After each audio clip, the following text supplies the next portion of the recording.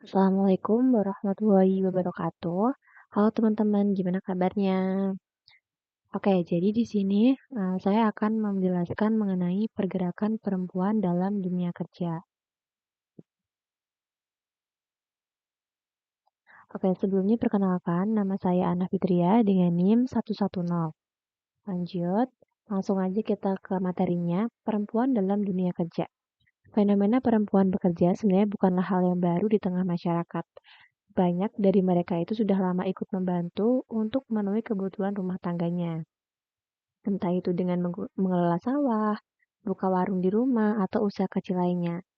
Nah, tapi sebagian besar masyarakat itu masih beranggapan bahwa perempuan bekerja itu adalah mereka yang bekerja di kantor, di sekolah, di pekerjaan yang sifatnya formal.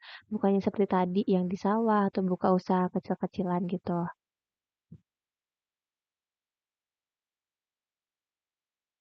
Dalam dunia kerja, wanita tuh seringkali mendapatkan perlakuan yang tidak adil, baik dari segi peran maupun penghasilan. Perempuan memiliki kesempatan yang lebih kecil dibandingkan dengan laki-laki, baik dalam bidang sosial, pendidikan, politik, pembangunan, ekonomi, dan lain sebagainya. Nah, adanya ketidaksetaraan ini akhirnya muncullah yang namanya feminisme. Feminisme ini merupakan sebuah gerakan perempuan yang ingin mengeluarkan perempuan dari kondisi yang tidak menguntungkan dirinya, baik secara sosial, ekonomi, maupun politik. Jadi, feminisme ini merupakan gerakan yang memperjuangkan hak-hak perempuan agar memperoleh kesempatan yang sama dengan laki-laki. Nah, kalau dalam pandangan Islam, feminisme itu dipandang sebagai upaya untuk melakukan penyetaraan dan perlakuan yang adil terhadap kaum perempuan sebagai makhluk Allah Subhanahu wa taala. Nah, ini ada beberapa ayat Al-Qur'an yang tidak membeda-bedakan perempuan dan laki-laki. Salah satunya itu ada pada surat Ali Imran ayat 195. Yang artinya, maka Tuhan mereka memperkenankan permohonannya dengan berfirman, sesungguhnya aku tidak menyia-nyiakan perbuatan orang yang beramal di antara kamu, baik laki-laki maupun perempuan, karena sebagian kamu adalah keturunan dari sebagian yang lain. Maka orang-orang yang berhijrah, diusir dari kampung halamannya, disakiti pada jalanku, berperang dan terbunuh, pasti akan aku hapus kesalahan mereka. Dan pasti aku masukkan mereka ke dalam surga-surga yang mengalir di bawahnya sungai-sungai sebagai pahala dari Allah. Di sisi Allah lah adalah pahala yang paling baik. Nah, kalau dalam pandangan Al-Quran, perempuan itu memiliki kesempatan yang serupa dengan laki-laki dalam bidang pekerjaan. Nah, perempuan dianggap sah jika dia memutuskan untuk bekerja, meskipun di Al-Quran itu tidak ada hadis bahwa perempuan harus mencari nafkah. Nah, secara umum, para ulama juga sepakat bahwa seorang perempuan itu diperbolehkan untuk bekerja di luar rumah. Nah, kalau perempuannya udah menikah, syaratnya itu harus dapat izin dari suaminya. Selanjutnya ada faktor perempuan berkarir. Yang pertama untuk mengisi waktu. Nah, kalau ini biasanya untuk para perempuan yang mereka bekerja itu untuk mengisi waktu luang agar kegiatannya itu produktif. Nah, kalau yang kedua untuk menambah kebutuhan keluarga.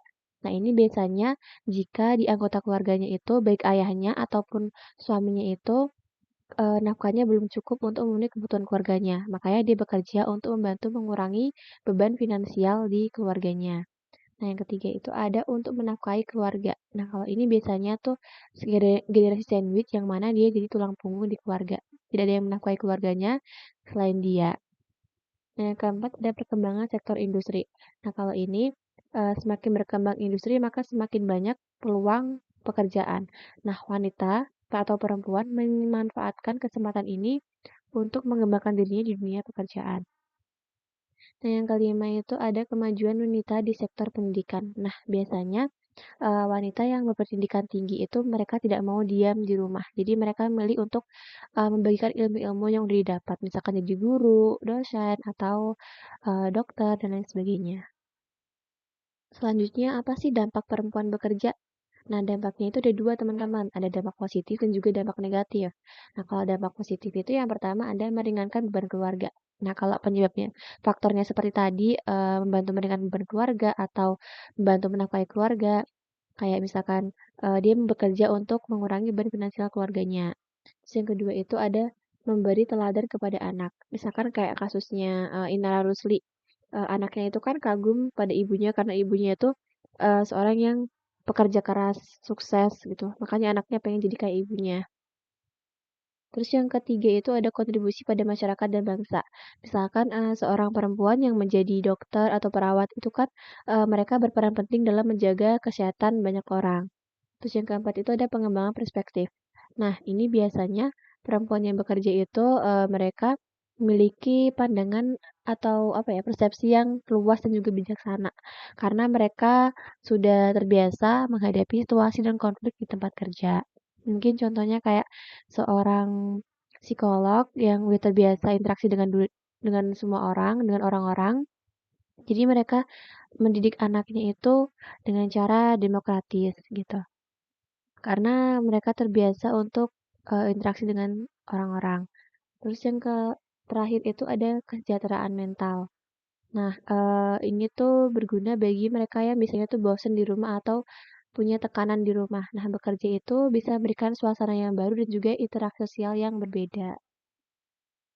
Yang kedua nih ada dampak negatifnya. Nah, ini ada budaya nyeleneh di kalangan perempuan lajang. Nah, biasanya ini tuh kayak perempuan yang terlalu fokus pada dunia karir, mereka itu, tidak apa, lebih fokus untuk menjalani karirnya daripada membangun keluarga. Terus yang kedua itu ada pengangguran di kalangan pria. Nah, semakin bertambahnya, perempuan ikut terjun di dunia kerja, maka semakin meningkat juga persaingannya. Misalkan di dunia industri yang awalnya itu didominasi oleh pria, nah sekarang sudah menerima, para pekerja perempuan. Nah, itu kan berarti, eee, peluang laki-laki itu juga menjadi semakin kecil. Yang selanjutnya tuh ada pengaruh terhadap anak. Nah, misalkan ini seorang ibu yang dia terlalu fokus untuk bekerja sehingga kekurangan waktu untuk anak dan keluarganya. Nah, ini bisa berdampak negatif pada perkembangan si anak.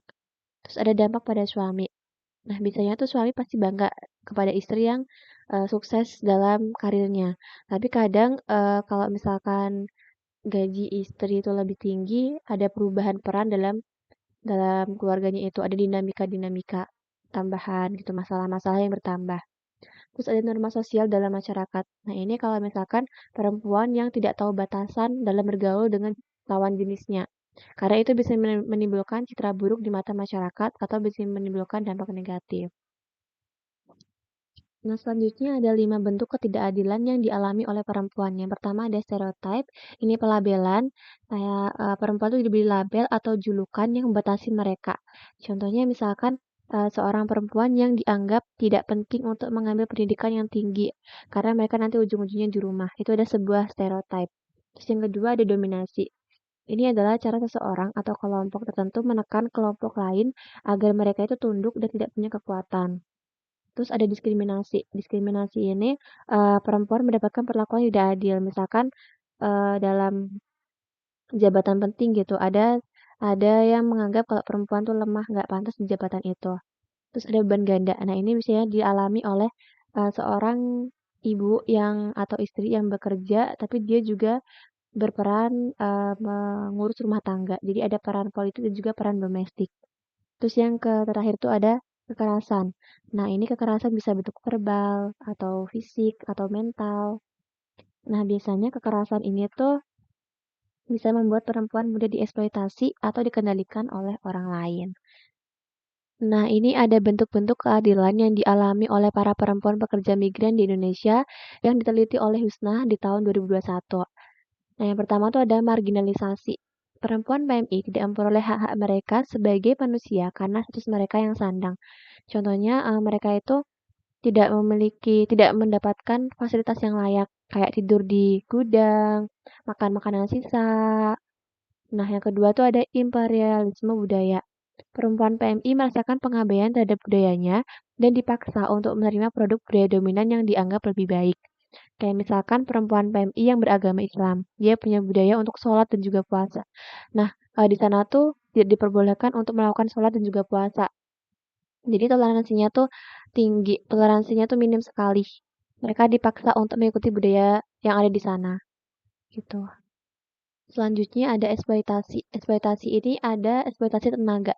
Mereka dipaksa untuk bekerja melampaui waktu yang seharusnya. Misalkan di kontrak pekerjaan itu bekerja 5 jam atau 7 jam. Terus di kenyataannya itu di lapangan mereka bekerja 12 jam tanpa henti, tanpa libur. Terus yang kedua tuh ada eksploitasi ekonomi. Mereka tidak memperoleh penghasilan sebagaimana mestinya. Jadi, penghasilan atau gajinya itu tidak sesuai dengan yang disepakati di awal atau bahkan nggak dapat sama sekali. Terus ada eksploitasi seksual. Nah, ini mereka dipaksa untuk melayani seksualitas pelanggan, keuntungan materi didapatkan oleh majikannya. Jadi, mereka itu banyak juga yang diminta untuk atau dipaksa untuk melakukan pekerja seks dan gajinya itu dipegang oleh majikannya. Terus, si perempuan ini dapatnya dari majikannya terserah majikannya, bahkan pernah, ada yang nggak dapat sama sekali. Terus ada kekerasan. Kekerasan yang mereka alami ini merupakan bentuk kekerasan berlapis yang dipengaruhi oleh kondisi mereka sebagai migran, gender, kelas, dan ras mereka. Jadi kekerasan ini tuh terjadi karena adanya perbedaan migran, gender, kelas, dan ras mereka. Nah, terus ada rasa tidak berdaya. Perempuan PMI terpaksa untuk menuruti segala perintah majikannya, apapun bentuk perintah yang diberikan. Nah, mereka tidak berani membantah karena takutnya dipotong gaji. Untuk menyampaikan pendapat aja nggak berani, apalagi melawan.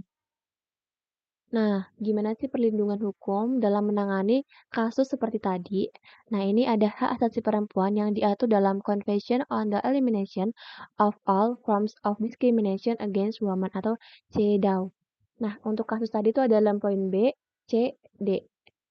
Nah, poin B ini menggarisbawahi jaminan terhadap hak dan kesempatan PMI untuk memperoleh pekerjaan dan penghasilan yang layak tanpa diskriminasi.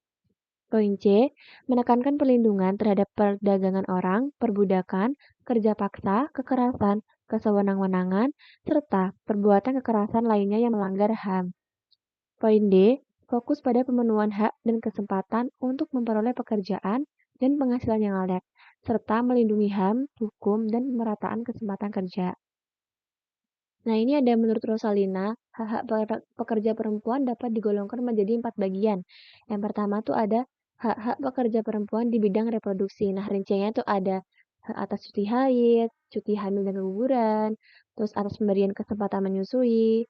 Kemudian ada penggolongan di bidang kesehatan dan keselamatan kerja. Rinciannya itu ada pencegahan kecelakaan kerja, penetapan waktu kerja sesuai peraturan, pemberian istirahat yang cukup, dan selanjutnya ada golongan di bidang kehormatan perempuan.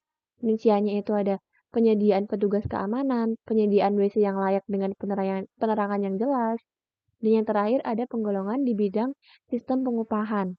Rinciannya itu upah setara dengan laki-laki untuk pekerjaan yang sama. Cuti yang dibayar. Jadi cuti tadi yang kayak haid, hamil, keguguran itu tetap dibayar hitungannya. Oke, sekian presentasi dari aku mengenai perempuan dalam dunia kerja. Mohon maaf apabila ada kesalahan dan kekurangan dalam menyampaikan informasi. Terima kasih. Wassalamualaikum warahmatullahi wabarakatuh.